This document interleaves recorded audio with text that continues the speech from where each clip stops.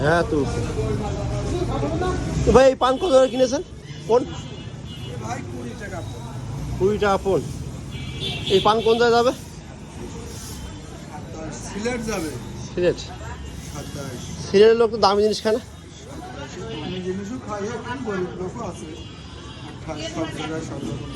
সিলেটে তো পান হয় না? হয় এখন? হয় মিষ্টি বানায়।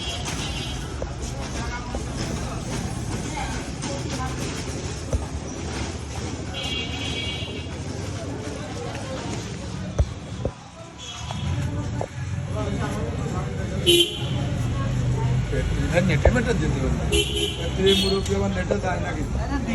নেটে দিলে তো ঠিকই হয়।